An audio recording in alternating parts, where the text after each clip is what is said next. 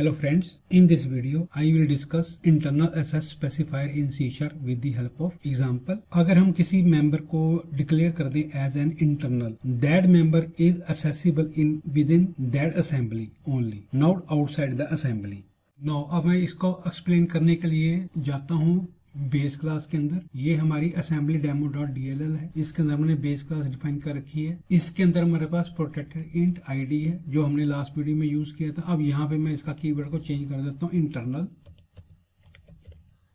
Now this internal int ID available in this assembly only, not outside the assembly. तो यहाँ पे मैंने इसको 100 असाइन किया था पिछले वीडियो में, तो यहाँ पे मेरे को कोई एरर नहीं दे रहा, तो that is available in this class.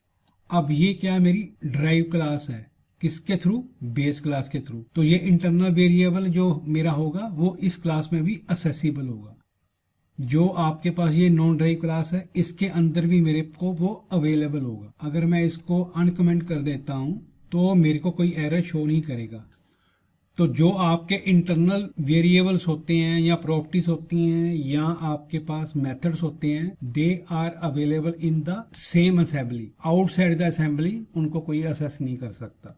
No अब मैं ट्राई करता हूं इसको आउटसाइड द असेंबली असेस करने के लिए। तो मैं यहाँ पे जाता हूँ प्रोग्राम के अंदर और यहाँ पे ये मेरी अंदर असेंबली के अंदर क्लास डिफाइन कर रखी है जो मैंने इनहेरिट की यहाँ से। तो यहाँ पे मेरे को वो क्या शो कर रहा है? एरर शो कर रहा है। जो आपके इंटरनल वेरिएबल्स होते हैं या मेथड्स होते हैं या प्रॉपर्टीज होती हैं, हम आउटसाइड द असेंबली उसको नहीं यूज कर सकते। इसलिए मैं इन दोनों को कर देता हूँ कमेंट और यहाँ पे लिख देता हूँ नो, यानी कि आप आउटसाइड द असेंबली इसको यूज नहीं कर सकते। अगर मैं इसको अनकमेंट कर दूं तो यहाँ पे भी मेरे को वो वेरिएबल अवेलेबल नहीं होगा बिकॉज वो आपका इंटरनल है। तो यहाँ पे भी मैं लिख सकता हूँ कि that is not usable here. मैं इसको दोबारा कमेंट कर देता हूँ। अब आ जाते हैं हम यहाँ पे। ये बेस क्लास है जो मेरी, वो असेंबली के अंदर डिफाइन कर रखी है। तो उसके अंदर हम इंटरनल वेरिएबल को यूज कर सकते हैं और उसकी वैल्यू को भी डिस्प्ले कर सकते हैं। और जो ये ड्राइव क्लास है वो बेस क्लास से इनहेरिट हुई है, तो इसको भी मैं यूज कर सकता हूँ। तो यहाँ पे मेरे को वैल्यू अवेलेबल होगी। और ये जो नॉन ड्राइव क्लास है इसको मैं अनकमेंट कर देता हूँ, तो ये मेरे को यहाँ पे भी अवेलेबल होगा। मैं इसको भी कमेंट कर देता हूँ बिकॉज ये मेरी आउटसाइड द असेंबली है, उसके अंदर हम इंटरनल वेरिएबल यूज नहीं कर सकते। अब अगर इसमें प्रोग्राम को रन करूंगा तो मेरे को वैल्यू क्या देगा? वो एक देगा 100, एक देगा 200, एक देगा 300।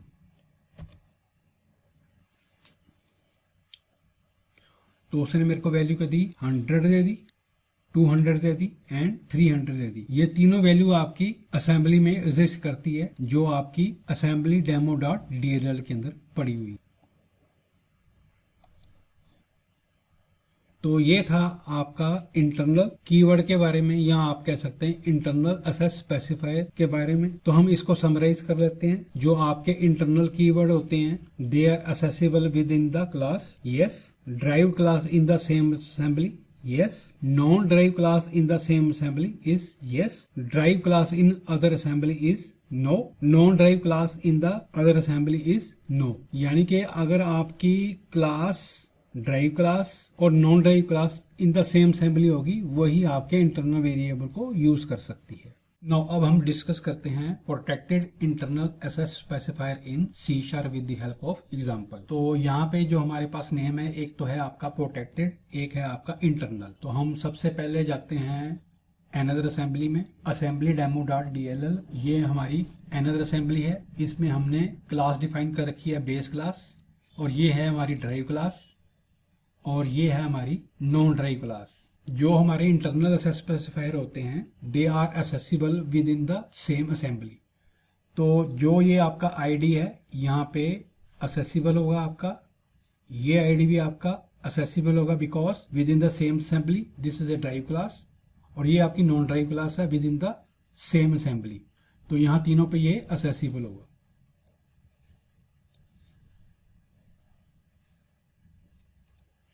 अब हम जाते हैं प्रोग्राम डॉट CS क्लास के अंदर। ये आपकी अनदर असेंबली है। तो जो आपके प्रोटेक्टेड होते हैं वो आपके असेसिबल होते हैं, चाहे आपकी असेंबली हो, चाहे आपकी अनदर क्लास की DLL के अंदर उसकी ड्राइव क्लास हो, उसके अंदर असेसिबल हो। तो मैं इसको कर देता हूँ अनकमेंट, कंट्रोल KU, तो यहाँ पे भी वो असेसिबल होगा। तो यहाँ पे मैं लिख देता हूँ यस। तो यहाँ पे प्रॉब्लम क्यों आ रही है, यहाँ पे यस क्यों नहीं इसने किया, क्योंकि मैंने बेस क्लास के अंदर जाके प्रोटेक्टेड नहीं लिखा। अब वो असेसिबल हो जाएगी, ये जस्ट समझाने के लिए बोला था मैंने। और इस क्लास के अंदर मैं इसको कमेंटेड रखता हूँ बिकॉज यहाँ पे वो असेसिबल नहीं होगा। और अब हम चलते हैं नीचे, इसको मैं कर देता हूँ अनकमेंटेड, कंट्रोल KU। अब मैं अगर इसको रन करूंगा तो मेरे को आउटपुट क्या देगा, 100, 200, 300 एंड 400। तो इसने मेरे को यहाँ पे क्या दे दिया, ID 100, 200, 300 एंड 400। तो अब हम समराइज कर लेते हैं। Because this is protected internal SS specifier in C#, तो जो आपकी इंटरनल क्लास होती है उस इंटरनल क्लास में इन द सेम असेंबली आपके जिस क्लास में हमने डिफाइन किया वहां पर भी वो असेस कर सकता है, दैट इज यस। उसकी ड्राइव क्लास में भी असेस कर सकता है, दैट इज यस। और अगर उसके अंदर हमने अनदर क्लास बना रखी है उसमें भी असेस कर सकता है, यस। और जो प्रोग्राम हमारे यहाँ पे क्लास बन रखी है इसके अंदर भी वो ड्राइव क्लास में असेस कर सकता है ड्यू टू प्रोटेक्टेड, यहाँ पे भी यस। तो वहां यहाँ पे किसको नहीं असेस कर सकता, वो जो इसके अंदर हमने क्लास डिफाइन कर रखी है उसके अंदर वो असेस नहीं कर सकता। नाउ अब हम डिस्कस करते हैं private protected SS specifier with the help of example in C#। इसको अंडरस्टैंड करने के लिए हम चलते हैं हमारी असेंबली के अंदर, that is base class dot CSS। ये हमारी असेंबली demo.dll क्लास है। ये हमारी अनदर असेंबली, इंटरनल को मैं कर देता हूँ डिलीट और यहाँ पे मैं लिख देता हूँ private.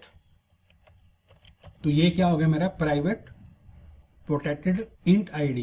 This variable is accessible within this class and similarly this variable accessible in this drive class within same assembly but not here। और इसको मैं कर देता हूँ commented, accessible नहीं होगी because that is private and protected। तो ये हमारी नॉन ड्राइव क्लास है, इसके अंदर हम उसके वेरिएबल को असेस नहीं कर सकते। तो अब मैं चलता हूँ program.cs क्लास के अंदर। ये मेरी एनर असेंबली है और मैंने एनर असेंबली से क्लास को ड्राइव किया है, मैं इसके अंदर भी इसको असेस नहीं कर सकता। तो मैं इसको भी कर देता हूँ कमेंट और यहाँ पे लिख देता हूँ नो। और एनदर क्लास के अंदर भी मैं इसको असेस नहीं कर सकता। मैं इसको सेव कर देता हूँ। अब मैं इसको कंट्रोल F5 से रन करता हूँ। तो ये मेरे को क्या वैल्यू देगा, 100 एंड 200। बाकी सारे मेथड मैंने कमेंट कर दिए थे, यहाँ पे उसने मेरे को क्या दे दिया, 100 एंड 200। तो हम समराइज कर लेते हैं। जो आपकी प्राइवेट प्रोटेक्टेड एसएस स्पेसिफायर होंगे with in the same assembly, जहां पे हमने क्लास डिफाइन कर रखी है और उसका ड्राइव क्लास होगा उसी के अंदर ही वो आपके असेसिबल होंगे, बाकी जगह पे वो असेसिबल नहीं हो सकते। Now here I show with the help of example using the variable, all these are applicable to other member of the class like properties, method and constructor. See the diagram of all specifier with the type members.